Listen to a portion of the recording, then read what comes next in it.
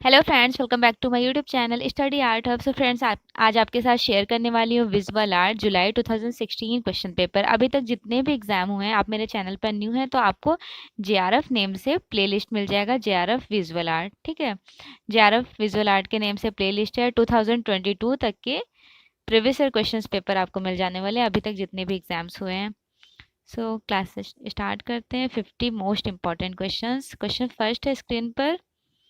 पहले तो देखिए 2 शिफ्ट में एग्जाम्स होते थे, बट अब ऐसा नहीं होता है। तो 2016 अभी मैं सेकेंड पेपर सॉल्व करा रही हूँ। सारे ही 2016 के भी आपको सारे क्वेश्चंस पेपर मिल जाने वाले हैं। अभी तक जितने भी एग्जाम हुए हैं ऑलमोस्ट सारे क्वेश्चंस आप सॉल्व कर सकते हैं। क्वेश्चन फर्स्ट है स्क्रीन पर। दो रंग हाफ टोन छपाई को एक अकेले रंग प्रतिबिंब की दो समान प्लेटों से करने की टेक्निक को क्या कहा जाता है? हाफ टोन, पूर्ण छाया, दो रंगा या फिर क्वार्टर टोन। तो देखिए, जब टू कलर्स, हाफ टोन का मतलब ही क्या होता है? जब टू कलर्स मिक्स होते हैं तो वो कलर कौन सा बनता है? दो रंगा। ठीक है, उसे बोलते हैं इंग्लिश में ड्यूटोन। सफेद, काला या किसी रंग के मान को कहा जाता है? Like black and white colours के मान को क्या कहा जाएगा? मान, क्रोमा या फिर रंगत। रंगत तो नेम ऑफ कलर्स हो जाते हैं। ठीक है, नेम ऑफ कलर्स रंगत के इंटेंसिटी में आ जाते हैं। क्रोमा जो होता है, क्रोमा जो बेसिकली वो इंटेंसिटी को क्रोमा भी कहते हैं। यहाँ पर कलर्स जो होता है वो प्योरिटी कलर्स को यूज़ करते हैं। मान वैल्यू होता है, बेसिकली मान होता है value, light and dark shade. यहाँ पर पूछा जा रहा है कि black and white colour, black and white colour को आभा रंग बोलते हैं, इवन इंग्लिश में बोलते हैं एक्रोमैटिक कलर। Achromatic colour. और किस नेम से जाना जाता है ब्लैक एंड व्हाइट कलर को? तो ये भी आपको याद रखना है कि तटस्थ रंग, तटस्थ रंग के नेम से जाना जाता है। उत्कीर्ण निम्न में से किसकी टेक्निक है? उत्कीर्ण बेसिकली इंग्रेविंग को बोलते हैं। ठीक है, इंग्रेविंग, इंग्रेविंग किस में करते हैं? इंग्रेविंग किस में करते हैं बताइए? फोटोग्राफी में कोई इंग्रेविंग नहीं होती है, सेरीग्राफी में कोई इंग्रेविंग नहीं होती है, प्रिंट मेकिंग में या फिर मूर्तिकला। देखिए, मूर्तिकला में उत्कीर्णन वर्ड आ गया है, तो यहाँ पे एक बात और क्लियर कर दे रही हूँ कि इस तरह के जब क्वेश्चंस आते हैं तो आप इंग्लिश में भी देख लिया करें। यहाँ पर इंग्रेविंग के बारे में बात हो रही है, ना कि कार्विंग। कार्विंग का भी मतलब उत्कीर्णन होता है, इंग्रेविंग भी। ठीक है, तो इस तरह के क्वेश्चंस में मैं प्रेफरेंस दूंगी कि इंग्लिश में देखिए कि किस तरह के टर्म्स यूज़ किए जा रहे हैं, उसके अकॉर्डिंग आप क्वेश्चंस को करेक्ट कीजिएगा। तो राइट आंसर हो जाएगा उत्कीर्णन, that means print making. Okay, और उत्कीर्णन प्रिंट मेकिंग में होता है, इवन उत्कीर्णन स्कल्प्टर में भी होता है अगर हिंदी वर्जन देखा जाए, लेकिन इंग्लिश में देखिए इंग्रेविंग होता है, इंग्रेविंग।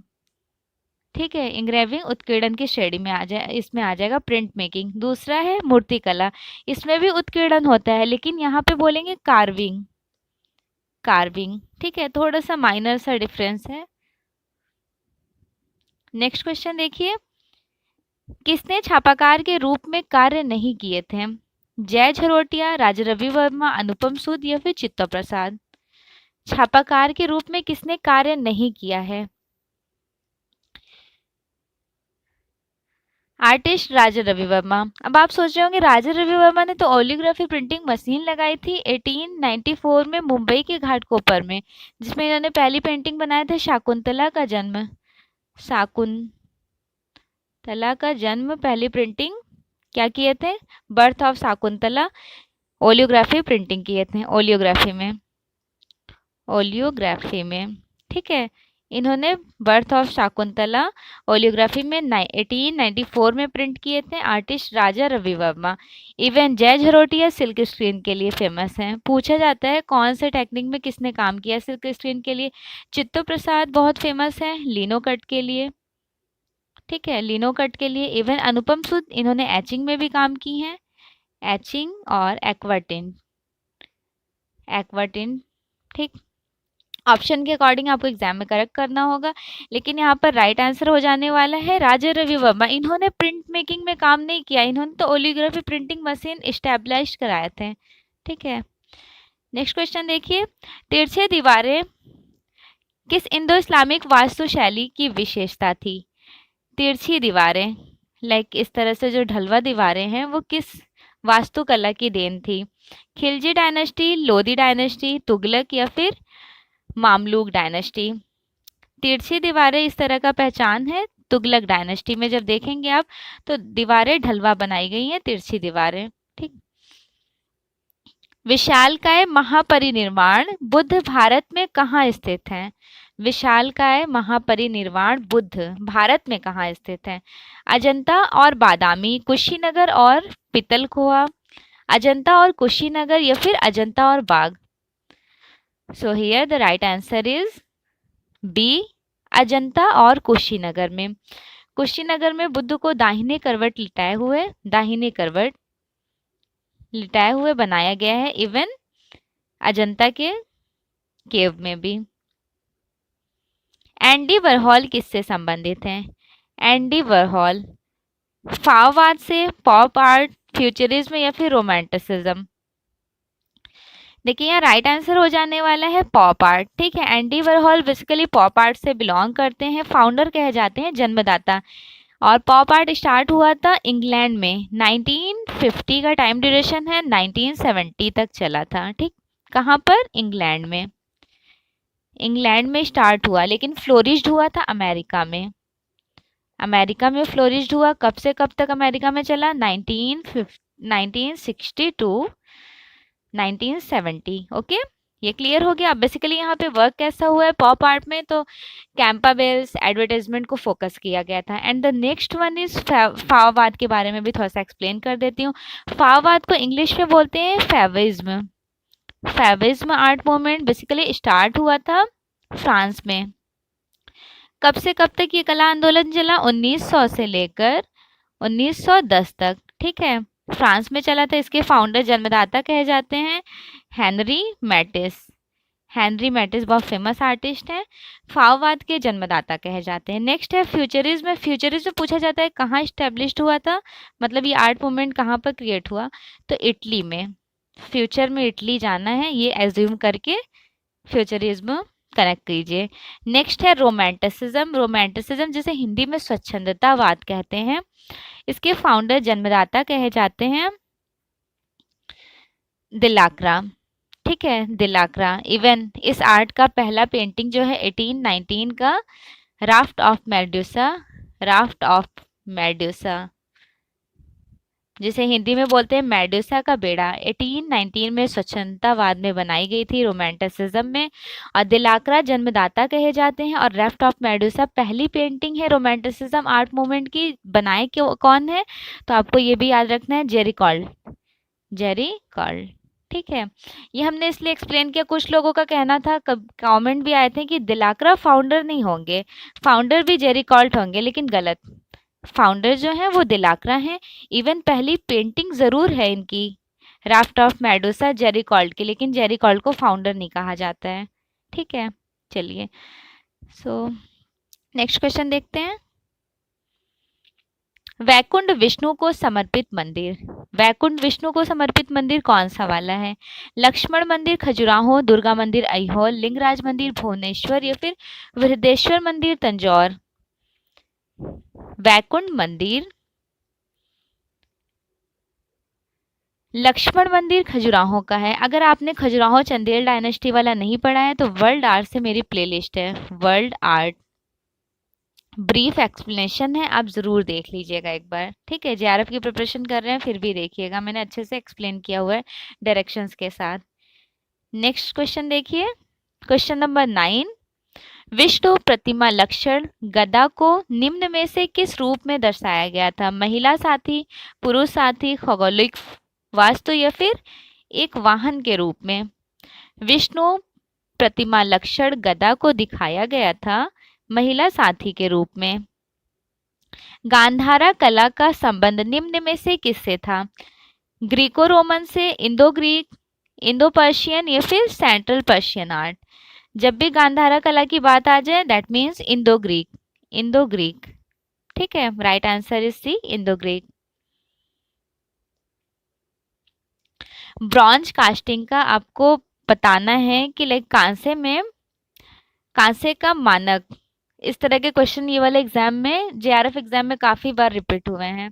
ठीक है, अगर आप फ्रेशर है तो अच्छे से इसको फोकस कीजिएगा। राइट आंसर यहाँ पर हो जाएगा 90% कॉपर, 7% टीन और 3% जिंक। राइट आंसर इज ए। समामेलन निम्न में से किसके लिए उपयुक्त शब्द है? समामेलन, ठीक, पत्थर, लकड़ी, कांसा या फिर फाइबर, जिसे अमेलगमेंट बोलते हैं इंग्लिश में। बताइए राइट आंसर यहाँ क्या हो जाने वाला है? ब्रॉन्ज, कांसा। ठीक है, देखिए दोनों क्वेश्चंस यहाँ साथ में ही है, आपको समझ लेना है। यहाँ पे क्वेश्चंस में आपको पता है कि 90% कॉपर, 7% टिन और 3% जिंक का यूज किया है। दैट मीन्स ये अमलगमेंट है, समामेलन है, इसलिए यहाँ पे कांसा करेक्ट हुआ। ओके, कैसे करेक्ट हुआ? क्योंकि देखिए यहाँ पे क्या क्या मिक्स हो रहा है कांसे में। फॉन्ट एंड फेजेस का संबंध निम्न में से किससे है? Portrait painting, typography, bronze casting, ceramic glazing. बहुत आसान सा क्वेश्चन है, होप सो किसी का भी ये वाला क्वेश्चन रॉन्ग नहीं होगा। फॉन्ट एंड फेसेस के बारे में बात हो रही है, फॉन्ट ये सभी तो होते हैं। ठीक है, तो राइट आंसर क्या हो जाएगा? टाइपोग्राफी। पोर्ट्रेट पेंटिंग तो फॉन्ट नहीं हो सकता, ब्रॉन्ज कास्टिंग फॉन्ट नहीं हो सकता, इवन सेरेमिक भी फॉन्ट नहीं हो सकता है। चलिए नेक्स्ट क्वेश्चन देखिए। अमेरिका में 1921 में ग्राफिक डिजाइनर शब्द के सृजन के श्रेय निम्न में से किसे दिया जा सकता है? John Ruskin, Walter Gropius, William Morrison या फिर विलियम एडिंग्स डिगिंग। यहाँ पर राइट आंसर हो जाने वाला है, कौन सा हो जाने वाला है बताइए? Right answer is D, William Edison digging. पूछा गया था अमेरिका में 1921 में ग्राफिक डिजाइनर शब्द का सृजन का श्रेय किसे जाता है? विलियम एडिसन डिगिंग को। इवन ये वाला मोस्ट इंपॉर्टेंट क्वेश्चन है, एग्जाम में काफी बार रिपीट भी हुए हैं जेआरएफ एग्जाम में। नेक्स्ट है देखिए, जॉन रस्किन बहुत फेमस रहे थे। बेसिकली जॉन रस्किन ने एक बुक लिखी है, मॉडर्न ओलंपिया, मॉडर्न ओलंपिया बोल रही हूँ तो modern painter, modern painter. Actually मैंने modern Olympia sorry by mistake बोल दिया। देखिए मॉडर्न पेंटर जॉन रस्किन की है। वॉल्टर ग्रोपियर, बा हाउस का नाम आपने सुना होगा। बा हाउस विमरनगर जर्मन में स्टार्ट हुआ था, उसके फाउंडर जन्मदाता कहे जाते हैं। William Morrison, art and craft movement. ठीक है, आर्ट एंड क्राफ्ट मूवमेंट पूछा जाता है किससे रिलेटेड रहा है? विलियम मॉरिसन उसके लिए करेक्ट हो जाते हैं। ठीक है, सो यहाँ पर राइट आंसर तो डी होने वाला था, फिर भी मैंने ये 3 ऑप्शंस आपके साथ शेयर कर दिए। लाइक ये भी आपके लिए हेल्पफुल ही होगा अगर आप जेआरएफ की प्रिपरेशन कर रहे हैं तो। किसी प्रकार के मीडिया में विज्ञापन का आकार कॉलम x सेंटीमीटर में मापा जाता है। x सेंटीमीटर कॉलम के बारे में बात हो रही है। सोशल मीडिया, विज्ञापन, समाचार पत्र, पत्रिका या फिर electronic media. So here the right answer is C, समाचार पत्र, that means newspaper. Continuous tone की सबसे सामान्य छवि निम्न में से किसमें पाई जाती है? देखिए कंटिन्यूटी की बात हो रही है, कंटिन्यूटी टोन, जो कंटिन्यू टोन मिलेगा वो कहाँ मिलेगा? डिजिटल फोटोग्राफी, समाचार पत्र चित्र, प्रोडक्शन मैगजीन या फिर ब्रोमाइड प्रिंट पर लेटेड इमेज। सो यहाँ राइट आंसर हो जाने वाला है ए। ए कैसे राइट हो गया? तो देखिए डिजिटल फोटोग्राफी, आप डिजिटल फोटोग्राफी में देखिएगा उसमें कंटिन्यूटी टोन दिखेगी, कंटिन्यू टोन आपको शो करेगा। ठीक है, कभी ट्राई कीजिएगा डिजिटल फोटोग्राफी को जूम करके।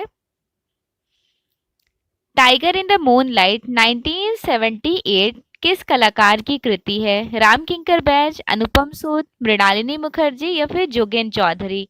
टाइगर इन द मूनलाइट बहुत फेमस पेंटिंग है, इवन अभी लास्ट ईयर जो पीजीटी एग्जाम में भी ये क्वेश्चन आया था। पीजीटी बताइए राइट आंसर कौन सा हो जाएगा? So right answer is D, Jogen Chaudhary.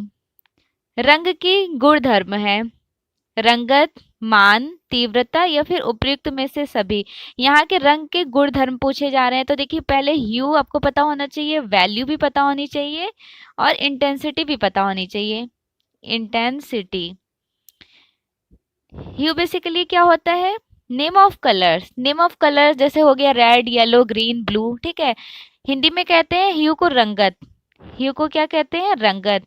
मतलब कलर के जो गुण होते हैं, कलर के जो नेम होते हैं, basically simple name of colour, that is called at hue. Okay, next है वैल्यू। वैल्यू क्या होता है, लाइक वैल्यू, लाइट और डार्क शेड को वैल्यू कहते हैं। ब्लैक एंड व्हाइट कलर्स के थ्रू डिपिक्ट कर दिया जा सकता है। और नेक्स्ट है intensity. Intensity also called as chroma. ठीक है, इंटेंसिटी को क्रोमा भी कहा जाता है। बेसिकली इंटेंसिटी होती क्या है, लाइक आप आर्टिस्ट की पेंटिंग देखिएगा, रैम्ब्रा की the night watch. The night watch, the night watch painting में क्या दिखाई गई है,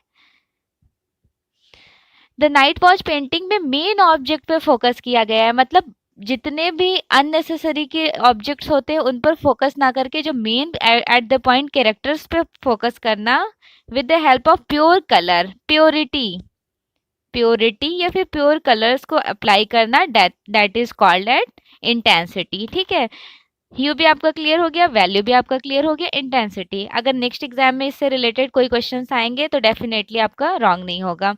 सो यहाँ पे राइट आंसर हो जाने वाला है उपयुक्त सभी।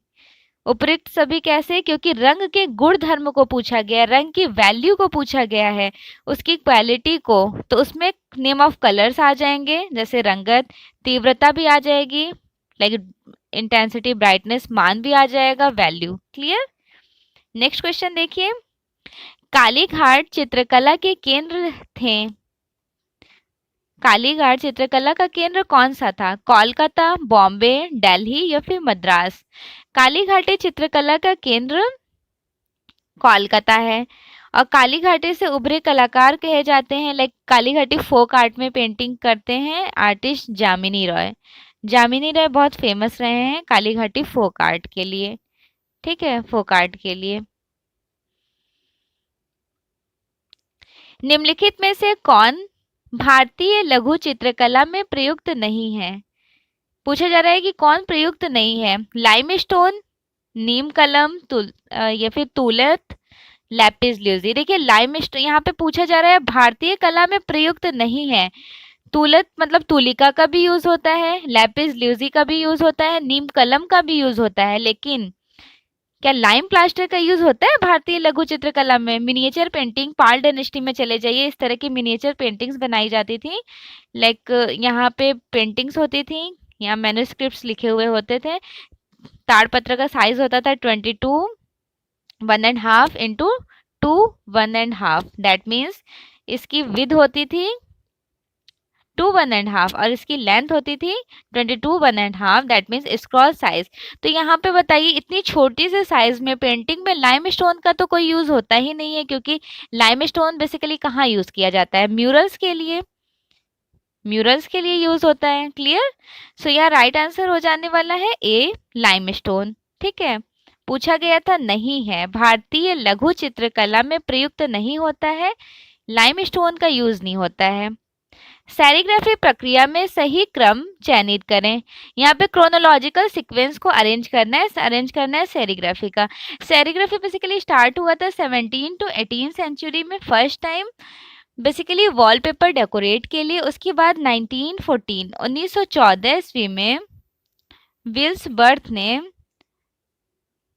बर्थ ने बहु रंगी छपाई के लिए इसे रेडी किए थे। और इस पद्धति में बेसिकली 2 टाइप्स के होते हैं, डायरेक्टली और इनडायरेक्टली। ठीक, बेसिकली होता क्या है, सबसे पहले फ्रेम रेडी करते हैं, फ्रेम हमने रेडी कर लिया। ठीक है, उसके बाद क्या करेंगे, फ्रेम रेडी करने के बाद उसे एक्सपोज करेंगे। एक्सपोज किस में करेंगे, लाइक हमारा फ्रेम रेडी हो गया, ये फ्रेम था, इसमें एक्सपोज करेंगे, हमने ए लिखा, ठीक है, XYZ कुछ भी लिख लें, मतलब एक अल्फ़ाबेट हमने ए ले लिया। तो ए में पहले लाइट, यहाँ पर सपोज कीजिए कि लाइट, प्रकाश की रोशनी जा रही है, प्रकाश की रोशनी में इसमें सुपर कोट और डाइक्रोमेट लगाया जाता है अंधेरे में घोल बनाकर, फिर उसे प्रकाश में एक्सपोज किया जाता है। That means second one is exposing. अब आप समझ गए एक्सपोज कैसे हुआ? सुपर कोट और डाइक्रोमेट का एक लेयर लगाया गया। लेयर कितना था? 1.10 1.10 के घोल में। उसके बाद क्या होता है,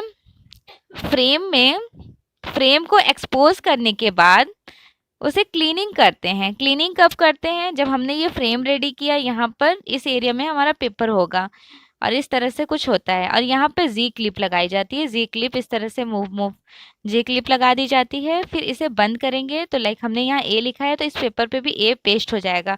उसके बाद ए पेस्ट करने के लिए इससे जो ये वाला एरिया है अब इसे बंद करेंगे। सपोज कीजिए हमने इसे बंद कर दिया, ठीक है, ये टेबल है, बंद कर दिए, ये ए है। अब इसके ऊपर स्क्विजी, ये इस तरह का मान लीजिए स्क्विजी है एक टूल्स, इसके ऊपर जब हम चलाएंगे तो जब प्रेस होगा तो नीचे इंक पहुंचेगी और पेपर पे पेस्ट हो जाएगा। ठीक है, सिंपल, बस यही प्रोसेस है इसका। मैंने आपको हिस्ट्री भी शेयर कर दी और इवन प्रोसेस भी बता दिए। जेआरएफ में जो भी क्वेश्चंस बनेंगे यहीं से बनेंगे। जितना भी मेन कंटेंट था वो बता दी, बस मैं इंक नहीं बताई हूँ। इंक भी आप नोट डाउन कर लें अगर आप नोट्स बना रहे हैं। प्रिंटिंग के लिए कौन सी स्याही यहाँ पे यूज की जाती है?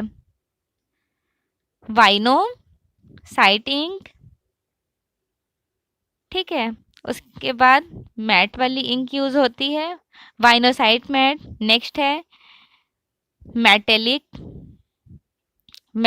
इंक यूज किया जाता है। क्लोरोसेंट इंक यूज किया जाता है, क्लोरोसेंट इंक यूज किया जाता है। इवन यहाँ पर ग्लॉसी इंक भी यूज किया जाता है, ग्लॉसी इंक। और कैट ग्लॉसी इंक, ठीक है। इतने इंक यूज होते हैं, सब एक ही बार में यूज नहीं होते हैं, पर्टिकुलर अलग अलग कोई सी भी इंक यूज कर ली जा सकती है। आपको इतना पता होना चाहिए कि ये सारे इंक से रिलेटेड क्वेश्चन एग्जाम में आ जाए, तो सेरीग्राफी से रिलेटेड ये सारे इंक हैं। क्लियर? और भारत में सेरीग्राफी का इन्वेंशन पहली बार किए थे केजी सुब्रमण्यम। इवन ये पूछा गया क्वेश्चन है इसलिए हमने आपके साथ यहाँ पे शेयर कर दिया।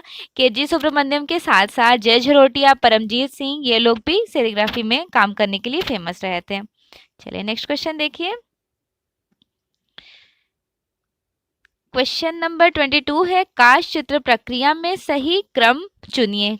क्रोनोलॉजिकल सीक्वेंस अरेंज करना है। यहाँ पर भी सबसे पहले क्या करते हैं हम लोग? पहले ड्राइंग करते हैं ना। कोई भी पेंटिंग बनानी हो, सपोज कीजिए पेंटिंग बना रहे हैं या फिर कोई प्रिंट मेकिंग या स्कल्प्टर, यहाँ एक दूसरे को रिलेट करके रिलेशनशिप के साथ आप याद रखिएगा, कोई हमने स्कल्प्टर भी बनाना है उसके लिए भी स्केचिंग करना है, इवन प्रिंट मेकिंग के लिए भी सबसे पहले ड्राइंग बनानी होती है। ओके, देन जब हमने ड्राइंग बना ली, सपोज हमने ये शीट लिया, इस पर कोई भी फ्लावर्स या XYZ कुछ भी हमने ड्रॉ कर लिया, ठीक है, प्यारा सा कुछ भी बना लिए। ड्राइंग बनाने के बाद इसको अब इंग्रेविंग करेंगे, ठीक है, इंग्रेविंग करेंगे।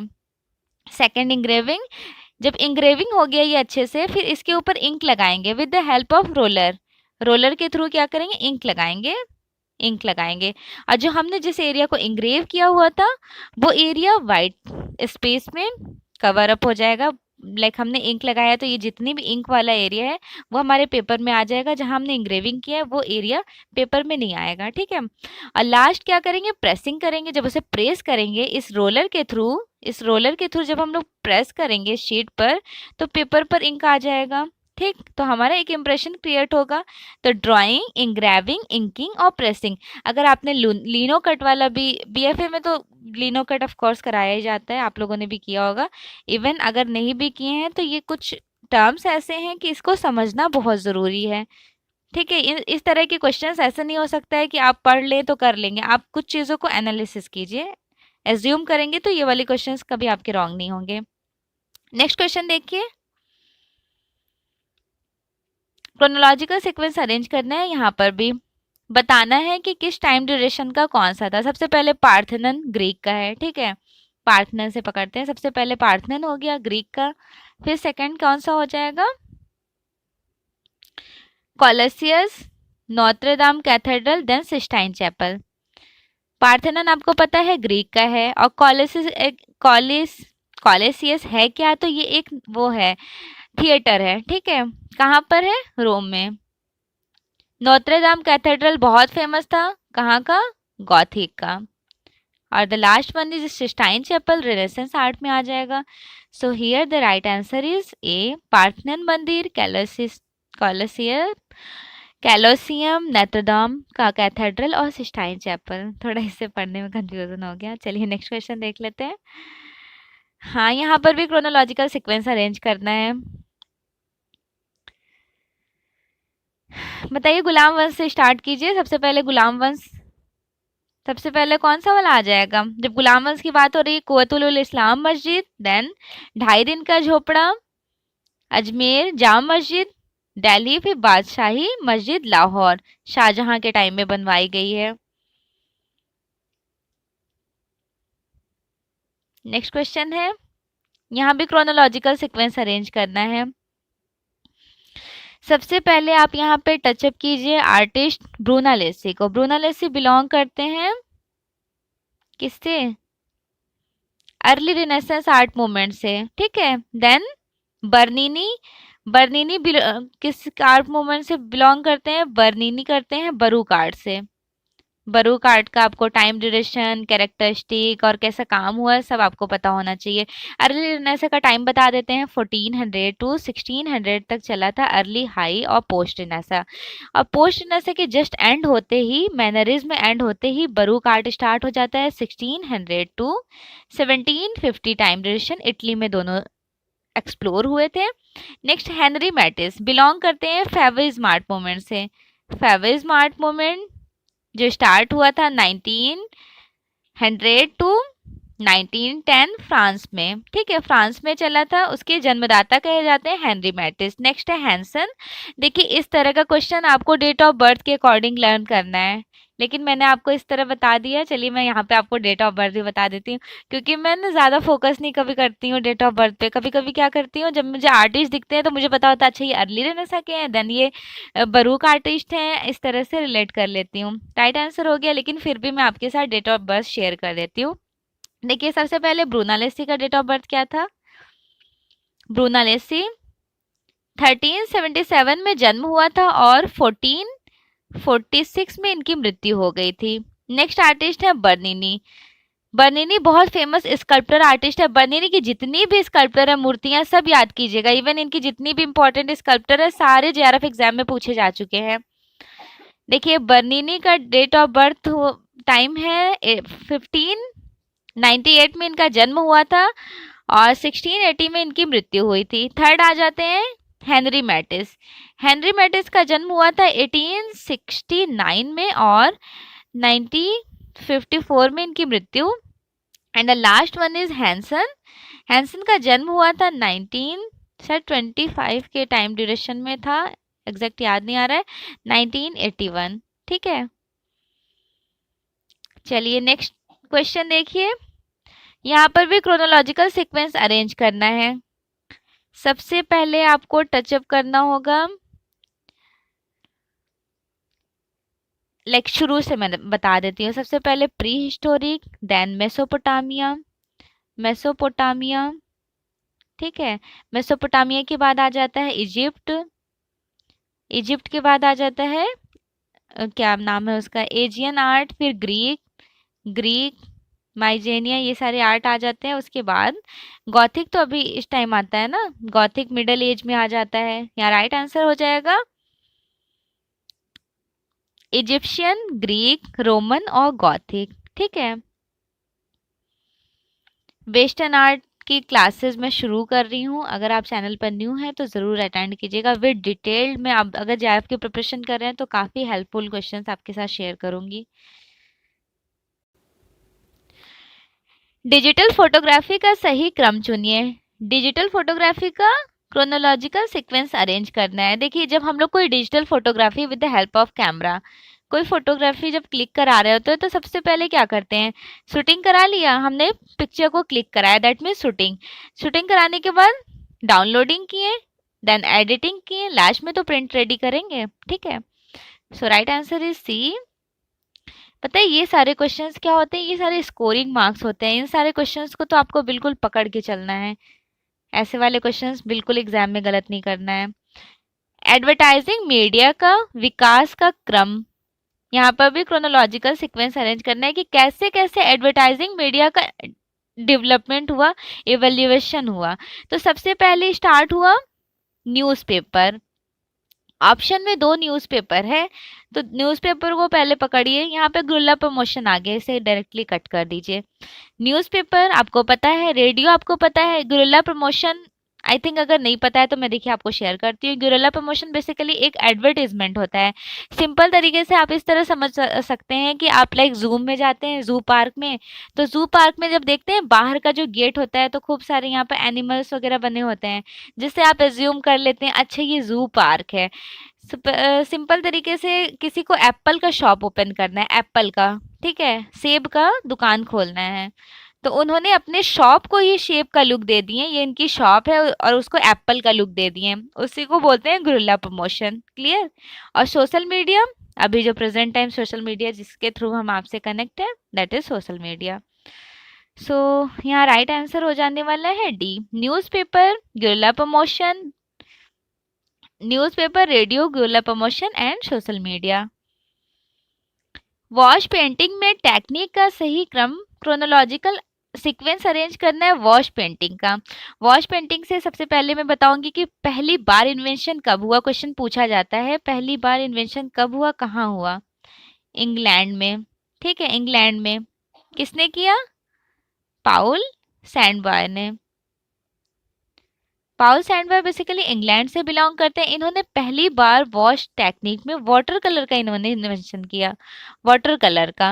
और इंडिया में पहली बार वाटर कलर में किसने काम किया है, पहली बार इन्वेंशन किसे कहा जाता है, बंगाल स्कूल, बंगाल स्कूल में राजा रवि वर्मा, इन्होंने पहली बार, सॉरी क्या बोल दी मैं, एक सेकंड रुक जाइए, कभी कभी स्किप हो जाता है। हाँ देखिए, बंगाल स्कूल में फाउंडर कहे जाते हैं अवनींद्रनाथ टैगोर। अवनींद्रनाथ टैगोर ही was the founder of Bengal school.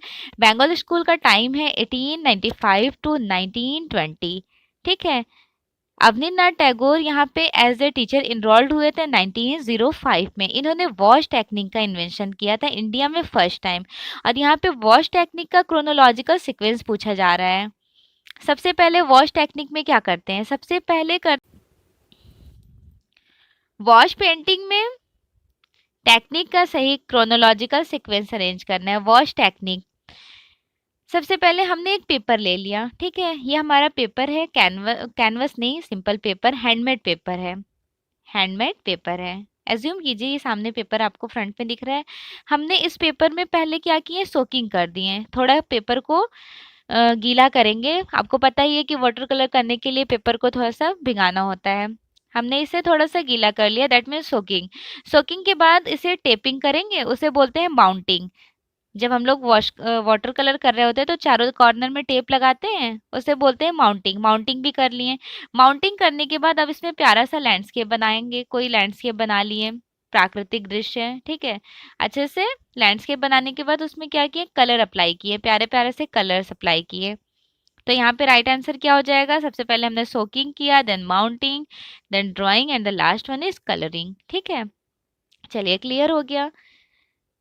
इस तरह का क्वेश्चन अब आप कभी गलत नहीं करेंगे इन फ्यूचर एग्जाम में। पता है ये वाला क्वेश्चंस मैं ज़्यादा पढ़ी तो नहीं थी, सच बता रही हूँ, मैंने प्रैक्टिकल इतना किया हुआ है कि प्रैक्टिकल से मेरा ये वाला क्वेश्चन सही हो गया था एग्जाम में। और देखिए, वॉश वॉश टेक्निक का पहली बार इन्वेंशन कहाँ हुआ, कब हुआ, वाटर कलर के बारे में बता देती हूँ। वाटर कलर का स्टार्टिंग हुआ है इंग्लैंड में। इंग्लैंड में किसने किया, पाउल सैंडबॉय ने, पाउल सैंडबॉय ने। और इंडिया में पहली बार वॉश टेक्निक का इन्वेंशन बंगाल स्कूल से कहा जाता है, Bengal school.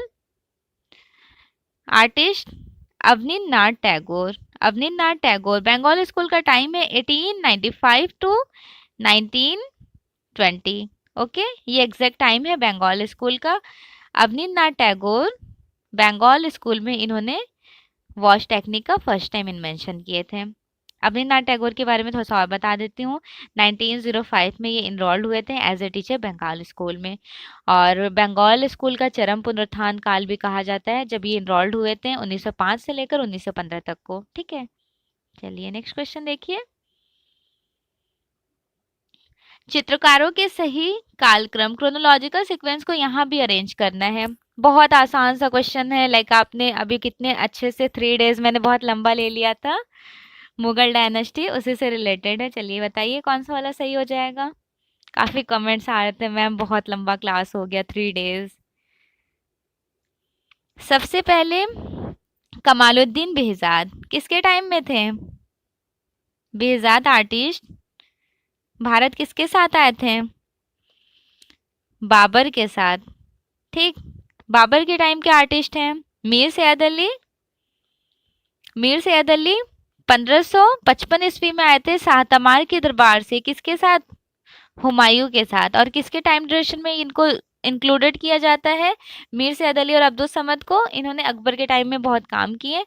So second one is Mir Sayyid Ali and third one is Miskin.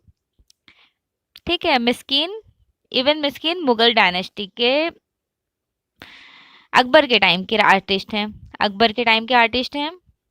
And the last one is Mansur. Mansur हैं जहांगीर के टाइम के, जहांगीर के टाइम। ठीक है, सो यहाँ देखिए डेट ऑफ बर्थ के अकॉर्डिंग भी आप करेक्ट कर सकते थे, लेकिन मैंने आपको इस तरह से शेयर किया है। सो राइट आंसर हो जाने वाला है ए, कमालुद्दीन बेहजाद, मीर सैयद अली, मिस्कीन और मंसूर। क्लियर। नेक्स्ट क्वेश्चन देखिए, सेरिग्राफी प्रक्रिया में केवल जल घुलनशील स्याही का प्रयोग किया जाता है क्योंकि यह तेल आधारित स्याही से अधिक सुगम होती है। सो यहाँ पे दोनों रॉन्ग हो जाएगा। ठीक है, ए और आर दोनों गलत है। कैसे गलत है? तो देखिए सेरिग्राफी प्रक्रिया में केवल जल घुलनशील स्याही के बारे में बात हो रही है। बोला जा रहा है कि केवल जल घुलनशील स्याही का प्रयोग किया जाता है, ऐसा तो नहीं है, क्योंकि तेल आधारित स्याही से अधिक सुगम होता है। दोनों ही रॉन्ग है। छपाई केवल मास्टर प्लेट से मूल पाठ और प्रतिबिंबों की प्रतिकृति तैयार करने की प्रक्रिया है। इस प्रक्रिया में कई विभेद पाए जा सकते हैं। इस प्रक्रिया में कई विभेद पाए जा सकते हैं। ठीक है, बिल्कुल सही बात है। कैसे कई विभेद पाए जा सकते हैं? तो देखिए प्रिंट मेकिंग का 4 प्रोसेस होता है, वो 4 प्रोसेस कौन कौन सा है? पहला हो जाएगा relief, intaglio, serigraphy and the last one is silk screen. ठीक है, सिल्क स्क्रीन जिसमें रिलीफ में आ जाते हैं 2 प्रोसेस। लीनो कट, ध्यान से सुनिएगा, अगर आप प्रिंट मेकिंग का आपका चैप्टर रेडी नहीं है तो यहीं से आपका हाफ चैप्टर रेडी हो जाएगा। Lino cut and wood cut relief में आ जाते हैं, अक्सर एग्जाम में पूछा जाता है रिलीफ किसका पार्ट है? लीनो कट और वुड कट। नेक्स्ट इंटेग्लियो में 7 प्रोसेस होते हैं।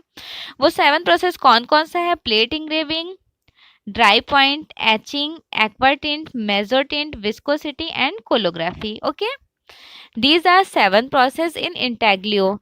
देखिए रिलीफ में क्या होता है? उभरी सतह पर काम होता है। इंटेग्लियो में क्या होता है? थोड़ा सुन के मतलब अंदर की तरह से इंग्रेव करते हैं। फॉर एग्जाम्पल देखिए रिलीफ में कैसे प्रिंटिंग किया जाता है, जैसे हम कोई लिनो कट ले लिए या फिर रिलीफ में काम कर रहे होते हैं, तो रिलीफ में क्या किया जाता है? इस तरह से डिवाइडेशन करके पहले आपको बताते हैं।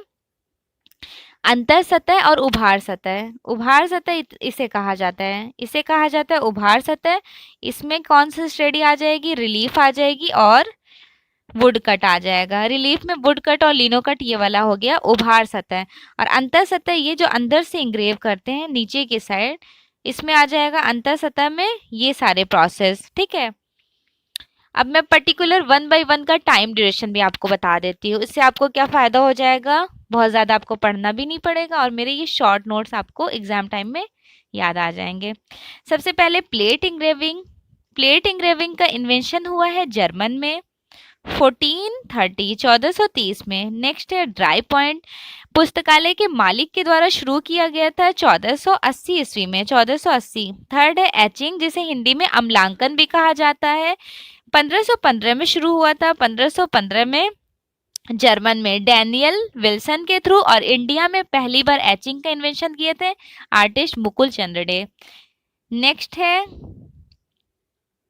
एक्वाटिंट। एक्वा टिंट का जो इन्वेंशन हुआ है लुडविग ने किया है 1642 ईस्वी में, 1642 ईस्वी में, ठीक है। Aqua tint. नेक्स्ट है मेसोटिंट। मेसोटिंट का जो एग्जैक्ट टाइम है 1768 है, 1768। मेसोटिंट का इन्वेंशन किए थे, फ्रांस से बिलोंग करते हैं, जीन बैप्टिस्ट ली प्रिंस। जीन बैप्टिस्ट ली प्रिंस ने 1768 ईस्वी में मेसोटिंट का इन्वेंशन किए थे। नेक्स्ट है कोलोग्राफी। कोलोग्राफी एंड विस्कोसिटी। पहले विस्कोसिटी के बारे में बताते हैं 1950 में, क्योंकि मैं सीक्वेंस से चल रही हूँ तो ये सही होगा कि पहले विस्कोसिटी के बारे में बता दूं। 1950 में टाइम ड्यूरेशन था विस्कोसिटी का, और उसके 5 साल बाद 1955 का टाइम ड्यूरेशन था कोलोग्राफी का। विस्कोसिटी का जो इन्वेंशन किए थे पहली बार सर विलियम, ये क्या नाम था इनका, विलियम हैथर, ठीक है। विलियम हैथर ने पहली बार विस्कोसिटी का इन्वेंशन किए थे, और भारत में पहली बार कृष्णा रेड्डी ने। और कोलोग्राफी का स्टार्टिंग किए थे 1955 में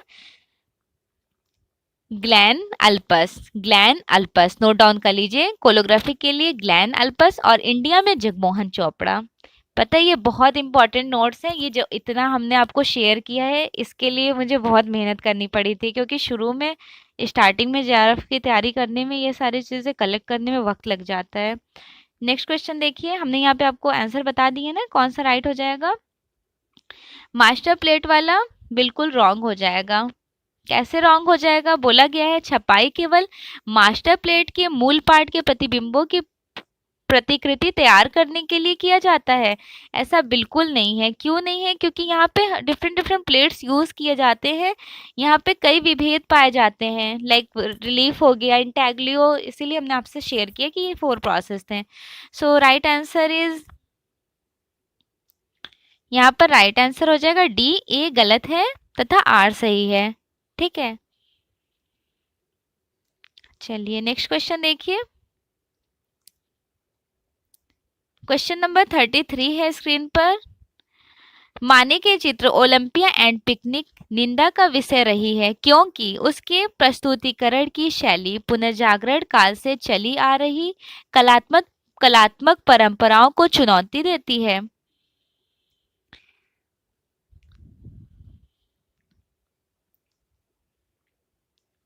एडवर्ड माने के बारे में बात हो रही है। इम्प्रेशनिज्म आर्ट मूवमेंट से बिलोंग करते हैं, प्रभाववादी कलाकार हैं। इनकी जो ओलंपिक और पिकनिक है निंदा का विषय रही थी, बिल्कुल सही बात है, क्योंकि उसके प्रस्तुतिकरण की शैली पुनर्जागरण काल से चली आ रही कलात्मक परंपराओं की एक चुनौती देती है। दोनों यहाँ पर राइट हो जाएगा, ठीक है। ए और आर दोनों सही है, ए और आर दोनों सही है। क्लियर।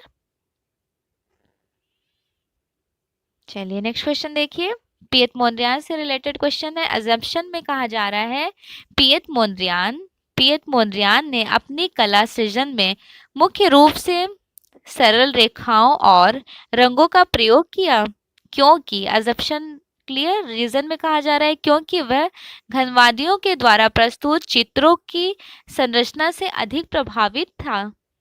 कौन सा राइट आंसर हो जाएगा, ए एंड आर दोनों, या फिर दोनों रॉन्ग हो जाएगा। यहाँ पर देखिए दोनों सही हो जाएगा, A and R both are correct.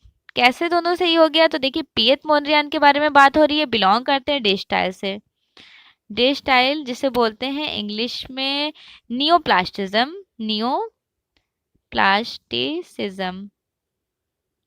नियोप्लास्टिसिज्म basically जो चला था, इसमें सरल रेखाएं एवं रंगों का प्रयोग किया गया था। बेसिकली पेंटिंग कैसे बनाई गई है, अगर आपको नियोप्लास्टिसिज्म की पेंटिंग देखनी होगी तो मेरा एक चैनल है visual aesthetic art bye Zainab, visual aesthetic art bye Zainab, उसमें मैंने डे स्टाइल पेंटिंग करके अपलोड की हूँ। थंबनेल में ही लगी हुई है डे स्टाइल पेंटिंग। देखिए मैं आपको यहाँ पे शेयर करती हूँ कैसा होता है डे स्टाइल पेंटिंग। ये हमने कैनवस ले लिया, ठीक है। कैनवस में पहले डिवाइडेशन करेंगे, वर्टिकल और हॉरिजॉन्टल लाइंस। कौन सी लाइन यूज किया हमने, vertical and horizontal lines, that means पड़ी और खड़ी रेखाएं। इसे खड़ी रेखाएं कह देंगे और इसे पड़ी रेखाएं। खड़ी और पड़ी रेखाओं के थ्रू पियत मोंद्रियान ने एक पेंटिंग्स बनाए और इन्होंने कलर्स कौन से यूज किया, primary colour and achromatic colours का यूज किए थे। That means red, yellow, blue और ब्लैक एंड वाइट कलर्स का यूज किए हैं।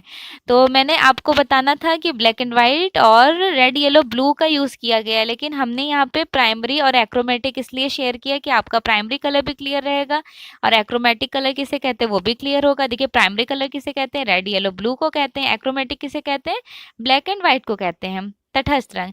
इन दोनों कलर्स का यूज किए थे पियत मोंद्रियान अपनी पेंटिंग्स में। बहुत प्यारी सी पेंटिंग है, लाइक देखिए इस तरह से पेंटिंग बनाई गई है, इस तरह ब्लॉक है और अलग अलग ब्लॉक में कलर्स फिल किए गए हैं, लाल, पीला, नीला, काला और सफेद। ठीक है, कहीं कहीं पे सफेद ब्लॉक छुटा हुआ है कहीं। एक बार आप गूगल करके इस पेंटिंग को जरूर देख लीजिएगा, पियत मोंद्रियान की पेंटिंग को। ठीक है, सो यहाँ पर राइट आंसर हो जाएगा, ए और आर दोनों सही हैं। चलिए नेक्स्ट क्वेश्चन देखिए। जब पता है मैं फर्स्ट टाइम ये पढ़ी थी पियत मोंद्रियान से रिलेटेड, तो मैंने क्या किया था, थ्योरी पढ़ने के बाद मैं सोची लाओ मैं ट्राई करती हूँ, इस तरह की पेंटिंग अगर अच्छी बन गई तो मैं यूट्यूब पे अपलोड कर दूंगी। अब मैंने जो कैनवस बनाए थे ना वो भी हैंडमेड कैनवस बनाए हैं। 35 क्वेश्चन नंबर है, मूर्ति कला में वास्तविक त्रिआयामी स्वरूप शामिल होते हैं, ना कि प्रतिभासी स्वरूप। मूर्ति कला में त्रिआयामी होना प्रतिभासी होता है। यहाँ पर राइट आंसर हो जाने वाला है एक बिल्कुल, ए बिल्कुल करेक्ट है और आर बिल्कुल इनकरेक्ट है।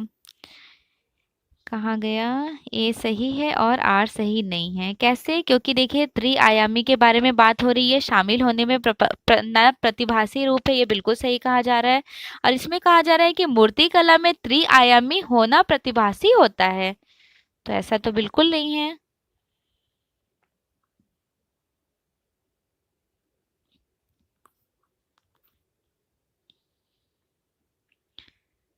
पूर्व पाषाण युग में लोगों ने मिश्र धातु की खोज किए थे, क्योंकि उत्कीर्ण करने वाले उपकरण या तो नुकीली चट्टानें थीं या उनमें मूल स्थिति की तुलना में कुछ परिवर्तन किया गया था।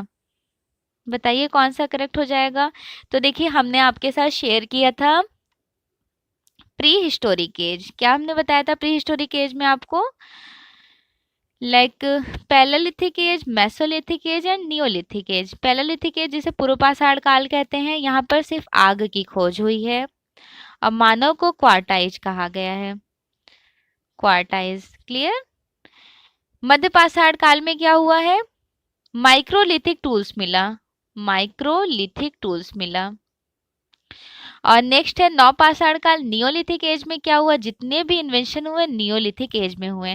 और क्वेश्चन में क्या कहा जा रहा है कि पूर्व पाषाण काल में लोगों ने मिश्र धातु यूज किए। मिश्र धातु कैसे यूज कर सकते हैं भाई, जब इन्होंने आग मतलब मिश्र धातु तो बहुत बाद में आ जाएगा, लाइक इस तरह आ जाएगा ना इंडस वैली सिविलाइजेशन में। इंडस वैली सिविलाइजेशन में यहाँ ना मिश्र धातु का यूज हुआ है, लाइक जो ब्रॉन्ज की स्कल्पटर मिली हुई है। और ऑप्शन सेकंड अजप्शंस तो बिल्कुल ही रॉन्ग है। अब रीजन में कहा जा रहा है उनके उत्कीर्ण करने वाले उपकरण या तो नुकीले चट्टानें थीं या उनमें मूल स्थिति की तुलना में कुछ परिवर्तन किया गया था। रीजन बिल्कुल करेक्ट है, क्योंकि रीजन आप पढ़कर भी समझ पा रहे हैं, नुकीली औजारें वगैरह बात हो रही है लाइक प्री हिस्टोरिक एज की। सो ए इज फाइनली टोटली इनकरेक्ट, ए बिल्कुल गलत है और आर सही है। ठीक है, क्वेश्चन नंबर 37 है,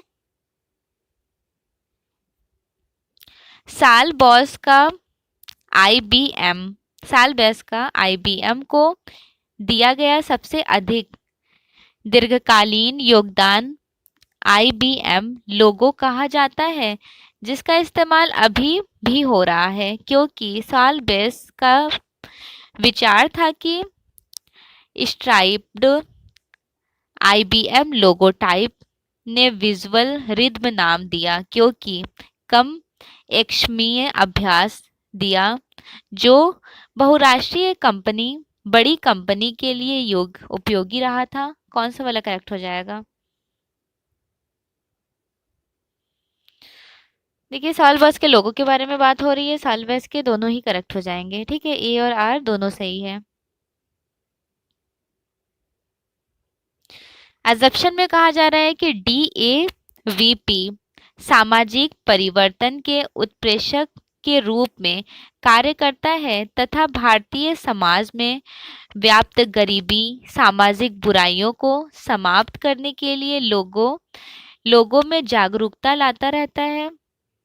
ठीक है, अब रीजन देखिए क्या कहा जा रहा है, क्योंकि DAVP को केंद्र सरकार के लिए मल्टीमीडिया विज्ञापन एजेंसी का कार्य करने की जिम्मेदारी सौंपी गई है। सो यहाँ राइट आंसर हो जाने वाला है बोथ आर करेक्ट, ए और आर दोनों सही हैं। ठीक है, दोनों बात करेक्ट कही जा रही है।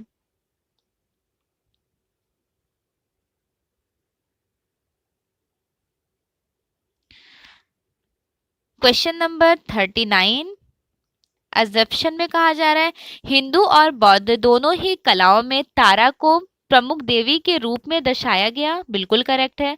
वस्तुतः तारा एक महायाना देवी थी, अपितु उनका उल्लेख हिंदू ग्रंथों में भी किया गया है। बताइए कौन सा वाला यहाँ करेक्ट हो जाएगा? कमेंट कीजिए, मैं वेट कर लेती हूँ।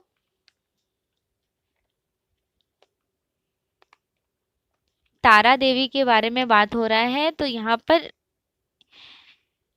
राइट आंसर हो जाने वाला है बोथ आर करेक्ट, ए और आर। ए सही है, आर भी सही है। ठीक है, ए और आर दोनों सही हैं।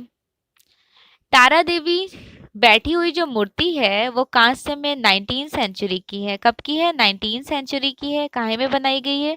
तो कांस्य, दैट मीन्स ब्रॉन्ज में बनाई गई है। ब्रॉन्ज में बनाई गई है। बिहार कुर्कीहार में है। प्रेम व दयालु की देवी भी मानी जाती हैं। पटना संग्रहालय में है। पटना म्यूजियम पटना संग्रहालय में है। ये जो मैंने एक्सप्लेन किया है ये भी आपको याद रखना है, इम्पोर्टेंट है। इम्प्रेशनिस्ट कलाकारों ने प्रायः बच्चों को अपने कैनवस पर चित्रित किए थे। इम्प्रेशनिस्ट जो आर्टिस्ट हैं, देखिए मैं हमेशा आपको बोलती हूँ ना कि हिंदी और इंग्लिश दोनों लेकर चलिए। देखिए यहाँ पे देखिए इम्प्रेशनिज्म दे दिया गया है, जो कि इम्प्रेशनिज्म किसको बोला जाता है? प्रभाववाद को। प्रभाववाद को इम्प्रेशनिज्म बोला जाता है। तो इम्प्रेशनिज्म कलाकारों के प्रायः बच्चों को उन्होंने अपने कैनवस पर रेडी किया था। बिल्कुल गलत बात है। नेक्स्ट है ऐसा इसलिए है क्योंकि अधिकांश इम्प्रेशनिस्ट कलाकार महिला हैं। ये भी बिल्कुल गलत बात है। कैसे सिर्फ महिला है? महिला तो सिर्फ एक ही है, बर्थ मरीसा। बर्थ मरीसा ही तो सिर्फ महिला है, फीमेल आर्टिस्ट। और यहाँ पे MANET, Monet, Degas, Reynolds, स्ली, पिसारो, birth Marisa, ये सारे आर्टिस्ट हैं। स्टार्ट हुआ था 1872 1890। कहाँ स्टार्ट हुआ था? पेरिस फ्रांस में। पेरिस फ्रांस में स्टार्ट हुआ था। इवन यहाँ पे देखिए जो विबग्योर कलर्स है, विबग्योर कलर्स बेसिकली कहाँ यूज किया गया था? जो 1660 ईस्वी में सर आइजैक न्यूटन ने इसका इन्वेंशन किए थे। इसके फाउंडर कहे जाते हैं सर आइजैक न्यूटन। ऐसा कहा जाता है कि इम्प्रेशनिज्म आर्टिस्ट ने अपनी पेंटिंग में विबग्योर कलर्स का यूज किए। इवन इम्प्रेशनिज्म आर्टिस्ट ने ब्रोकन कलर का भी यूज किए हैं। ब्रोकन कलर दैट मीन्स भंग वर्ण। भंग वर्ण। अब भंग वर्ण क्या होता है? तो टू कलर्स, लाइक अभी मेरी स्क्रीन पर देखिए, आप इस तरह से समझ जाइए। मैं और कोई एग्जांपल देने से बेहतर है सामने दे रही हूँ। यहाँ पे डार्क कलर आपको शो हो रहा है, नीचे जाइए देखिए लाइट कलर शो हो गया। तो दो कलर जब मिक्स होते हैं तो कोई थर्ड कलर का जो रिफ्लेक्शन आता है that is called at broken colour, that means भंग वर्ण। सो यहाँ पर दोनों गलत है। These both answer are totally wrong. आप पढ़ के भी समझ सकते हैं। अगर आपने इम्प्रेशनिज्म आर्ट मूवमेंट अच्छे से पढ़ा है तो बिल्कुल क्लियरिफाई उसमें किया जा रहा है। नेक्स्ट देखिए यहाँ पे रिलेटेड है, लाइक इंटेग्लियो प्रिंट मेकिंग से रिलेटेड है कि प्रिंट मेकिंग में क्या क्या यूज किया जाता है। सबसे पहले मैं पकड़ूंगी लिथो, नहीं, हाँ चलिए पहले शुरू से बता देती हूँ। रोटरी प्रिंटिंग कहाँ यूज करते हैं? रोटरी ऑफसेट में यूज करते हैं। लिथोग्राफी कहाँ यूज करते हैं? लिथोग्राफी प्लानोग्राफी का ही पार्ट है।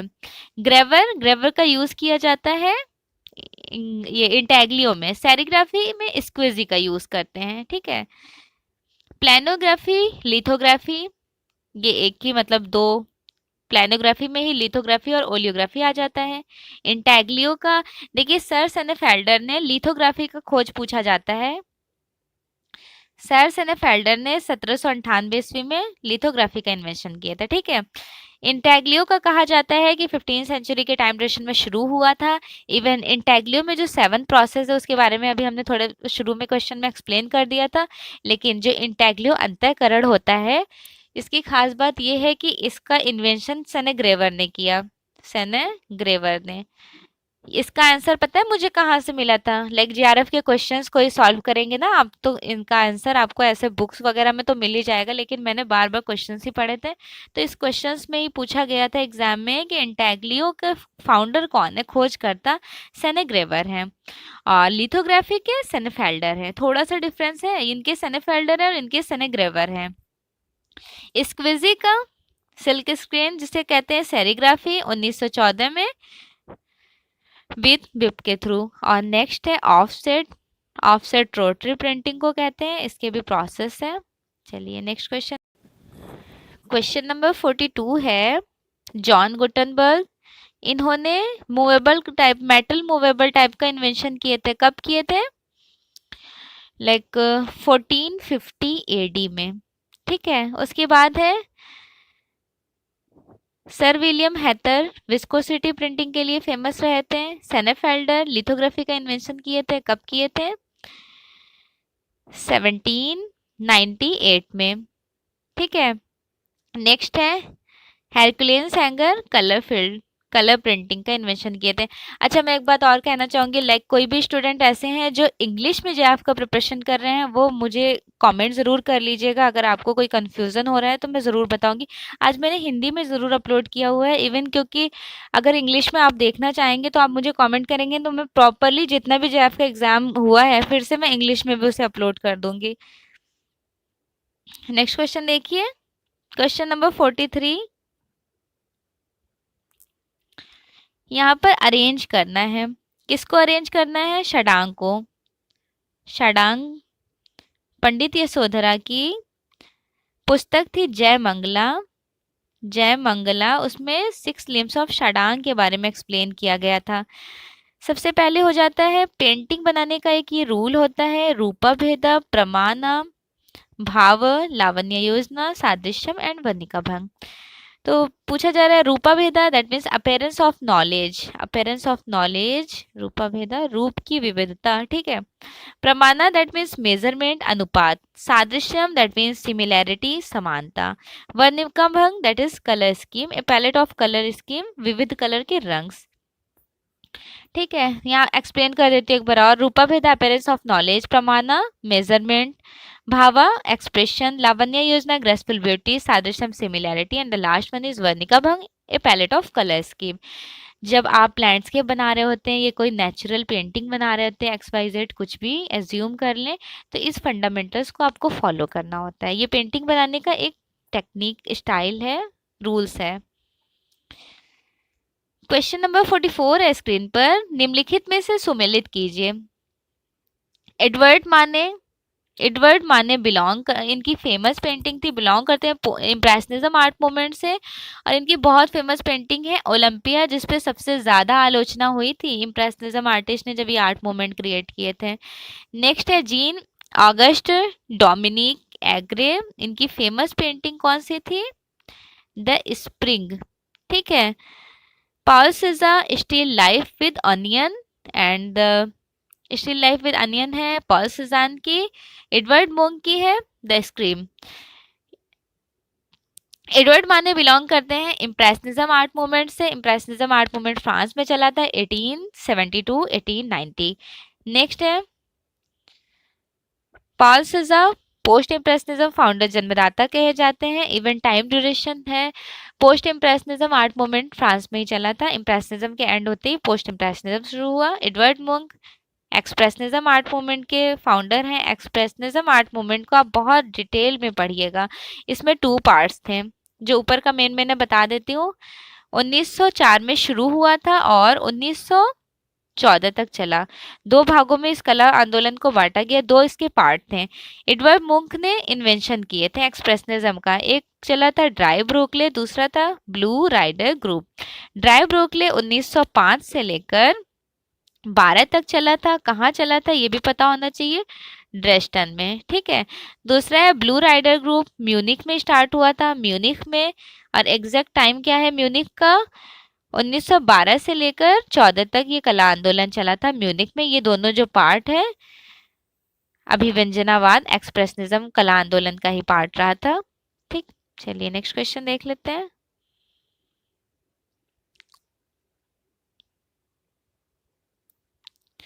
क्वेश्चन नंबर 45 है स्क्रीन पर। आर्टिस्ट है, उनकी पेंटिंग को पहचानना है, कौन से आर्टिस्ट की कौन सी पेंटिंग है। इवन ये जितनी भी फ्रंट पे आपको पेंटिंग दिख रही है ना, प्लीज प्लीज प्लीज इसका पिक्चर जरूर देख लीजिएगा, आपको एग्जाम टाइम में बहुत बेनिफिशियल होगा, ठीक है। चलिए देखते हैं। अल्बर्टो जियोकोमेटी, इनकी फेमस है सिटी स्क्वायर।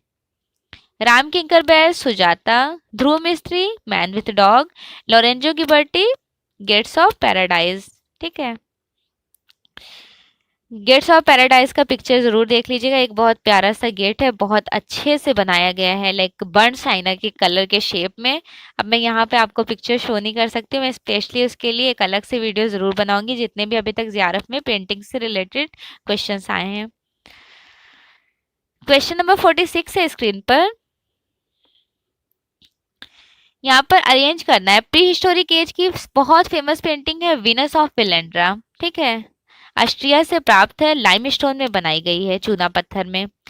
नेक्स्ट है इजिप्ट, मिस्र, मिस्र का पिरामिड बहुत फेमस है, गीजा का खुफरे खफरे और मैनकुरे, खुफरे खफरे और मैनकुरे। यहाँ पे एक लायन है, टाइगर, स्फिंक्स, स्फिंक्स का जो हेड है, चेहरा, वो है नॉर्मल ह्यूमन बीइंग का और उनकी बॉडी लायन की है।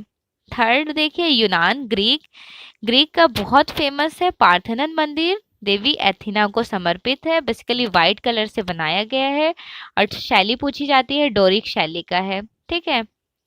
And the last one is Rome, basilica of Constantine, Constantinus. ये जो रोम का है ना ये वाला, ये क्या है पता है, ये एक लाइक थिएटर है, इसमें पूरे 500 सीट्स हैं, 500 सीट बैठने वाले।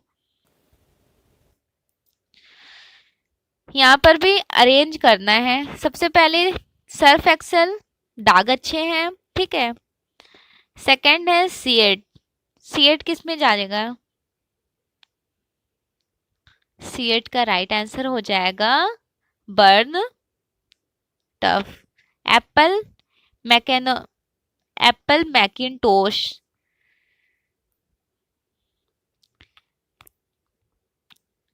Simplicity, work, at work, better by Adobe, okay. And the last one is Adobe Photoshop, think different, Adobe think different. So यहाँ राइट आंसर हो जाने वाला है फर्स्ट का सेकंड, सेकंड का थर्ड, थर्ड का फोर्थ एंड फोर्थ का first, okay.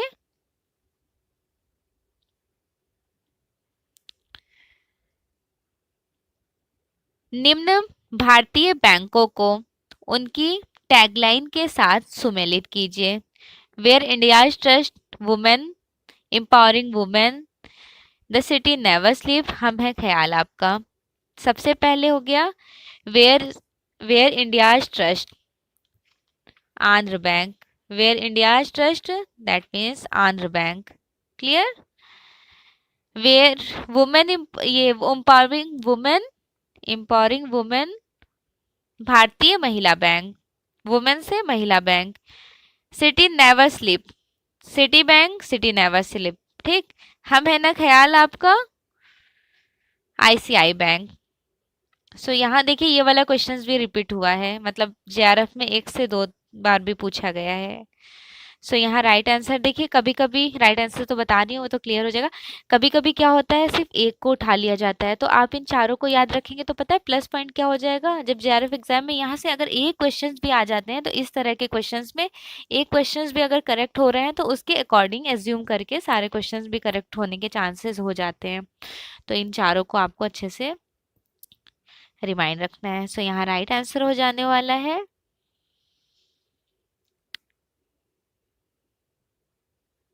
ए, पहले का चौथा, दूसरे का तीसरा, सॉरी, पहले का चौथा, दूसरे का तीसरा, तीसरे का दूसरा और चौथे का पहला। ठीक है, बी राइट आंसर हो जाएगा। यहाँ भी सेम बताना है। वरा, वरा बहुत फेमस है। एप्पल। गजेंद्र मोक्ष, गजेंद्र मोक्ष देवगढ़ के दशावतार मंदिर में देखने को मिल जाएगा। रावणाग्रुष्ट, रावणानुग्रह मूर्ति शिव जी की एलोरा में मिलेगा देखने को। और शिव नटराज की मूर्ति आपको देखने को मिल जाएगी। शिव नटराज पेंटिंग है बादामी के गुफा नंबर 1 में। ठीक है, सो यहाँ राइट आंसर हो जाएगा A. And the last question, Abanindranath Tagore, Nandalal Bose, M F. Hussain, Benode Behari Mukherjee. Abanindranath Tagore की बहुत फेमस पेंटिंग है भारत माता। कब बनाए थे? 1905 में। वॉश टैंकनी की पहली इनकी पेंटिंग कही जाती है। नंदलाल बोस की सती बहुत फेमस पेंटिंग है। एम.एफ. हुसैन का जमीन बहुत फेमस है। विनोद बिहारी मुखर्जी की लाफ्टर बहुत फेमस है। सो यहाँ राइट आंसर हो जाने वाला है डी, पहले का तीसरा, दूसरे का पहला, तीसरे का दूसरा और चौथे का चौथा। ठीक है, राइट आंसर डी हो जाएगा। और हाँ, एक बात और क्लियर कर दे रही हूँ, ये जितने भी आपको फ्रंट में पेंटिंग के नेम दिख रहे हैं, इस बार आप पिक्चर जरूर देख के पेपर देने चाहिएगा, क्योंकि हर बार क्या होता था, सिर्फ 5 क्वेश्चन एग्जाम में आते थे। लाइक 2 पेंटिंग दे दी जाती थी या फिर एक इंस्टॉलेशन, इस तरह से 10 क्वेश्चंस बन जाते थे। लेकिन अब के एग्जाम में किस तरह से पेपर आ रहे हैं पता है? ये 5 क्वेश्चंस तो आपके आने हैं, बीच बीच में भी दे दिया जा रहा है। लाइक सती पेंटिंग दे दी गई तो पूछ लिया गया सती किसकी है, सती का मीडियम क्या है। इस बार 2022 वाले एग्जाम में काफ़ी सारे पेंटिंग से भी रिलेटेड क्वेश्चंस आए थे, इवन एडवर्टाइजमेंट से भी रिलेटेड। उसके साथ ही साथ 2 पेंटिंग, एक पेंटिंग और एक इंस्टॉलेशन भी थे। एक क्लाउड गेट से रिलेटेड 5 क्वेश्चंस पूछा गया था और दूसरा उनसे related oath of Horatii, oath of Horatii, Horatia का प्रण। चलिए मैं शेयर कर देती हूँ। देखिए क्लाउड गेट में क्या क्या पूछा गया था। 2006 में बनाई गई है, कहाँ पर है? शिकागो में है। किस में बनाई गई है? स्टेनलेस स्टील में बनाई गई है। ठीक है, 3 क्वेश्चन ये हो गया। पूछा गया था ये है क्या, तो ये क्लाउड गेट है, 4 क्वेश्चन।